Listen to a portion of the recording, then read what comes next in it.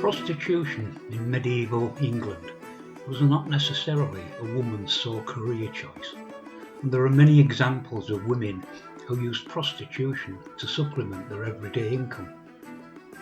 A lack of centralised law across England provides a consistently different attitude towards the prostitute across the country, an attitude which was already significantly different to that on the continent.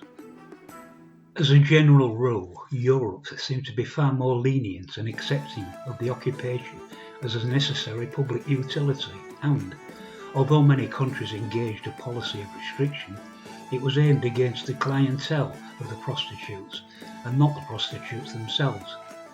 In particular, married men, clergy and Jews were forbidden to patronise them and faced heavy fines if caught doing so, while the admitting brothel faced no repercussions for allowing them entry.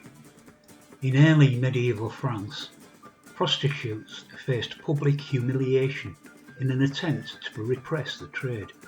However, in later centuries there developed a clear recognition that men, especially those who were unmarried, had needs. In recognising these needs, the authorities also saw how money could be made from providing them with the necessary services, and so public brothels managed by town officials came into being. Providing they paid a weekly sum to the authority, these women were allowed to ply their trade without interference or harassment.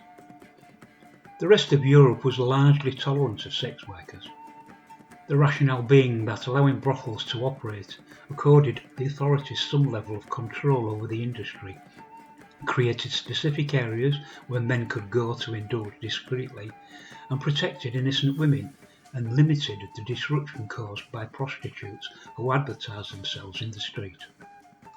The idea of publicly operated brothels never caught on in England, which maintained a negative attitude towards the occupation and punished anyone involved, the women themselves, those who allowed it to operate, and the clients.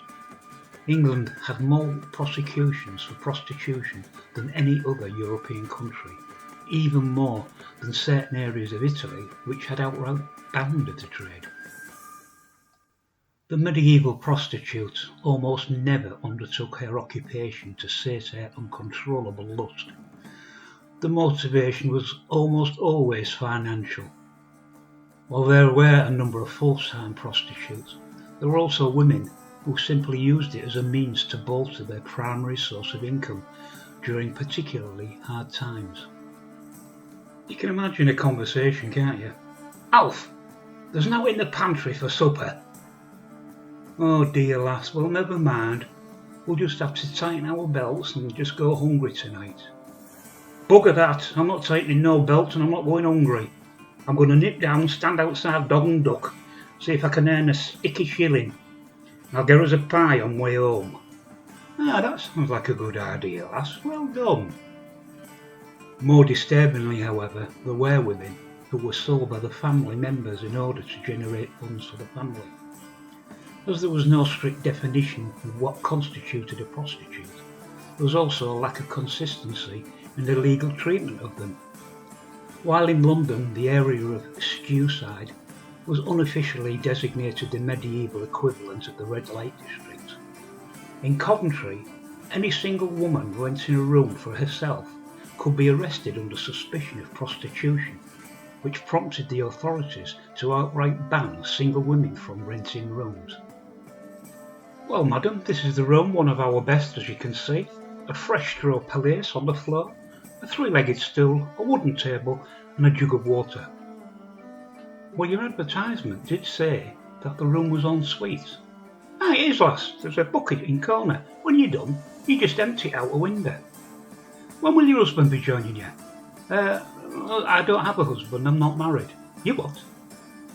Oh, no, I want to rent the room, I've got business in the town. Aye, I bet you bloody have. I bet the business includes bringing a non-stop trail of sailors up and down my stairs. Well, swing you up, darling. You don't have no single women in this place. Off it. In towns where prostitution was rife but uncontrolled, any woman wandering the streets after dark was presumed to be available for sale, and cases of mistaken identity resulting in violence were common. As such, numerous towns and cities demanded that prostitutes dress themselves in specific clothes to distinguish themselves from the general populace, with most requiring the ladies to don a striped hood. Particularly successful whores found themselves prosecuted for breaching sumptuary laws which restricted the clothing, colour, material that certain classes could wear, rather than the act which earned them the money for the finery in the first place. The punishment of prostitutes across England reveals a lack of concerted effort to deal with the problem, and more a series of superficial measures meant to act as mild deterrents rather than to eradicate prostitution completely. In Southampton, a number of women pooled their resources and all moved to the same street to rent rooms where they could sell themselves. They seem to have operated there for a number of years before the local religious community made a particularly loud complaint, forcing the authorities to move the women on, but they faced no actual punishment. The most common sanction found in the town ordinances across England involved the town bailiff removing the doors and/or windows of the women's room, rendering it uninhabitable and certainly an unattractive place for a potential rendezvous. Later, this would be replaced by more obvious methods of public humiliation, where the women were taken outside of the city walls and expelled. Pimps or brothel owners also faced public humiliation, but were also at risk of the more severe punishments of fines and prison sentences. During the later medieval period, the Christian notion of the reformed prostitute took hold. Fueled by the cults of St. Mary of Egypt and Mary Magdalene, and public opinion softened towards whores. Instead of being women to be reviled, these women were now the subject of charity, and public funds were set up to assist women trying to escape a life of sex work. Despite this, in many areas women known to sell their bodies were not allowed membership of the local church until they had set aside their life of sin, though we should also point out that there are numerous records of churchmen being caught with prostitutes. The punishment for which was severe for the churchmen. All in all, the attitude towards prostitution was entirely contradictory.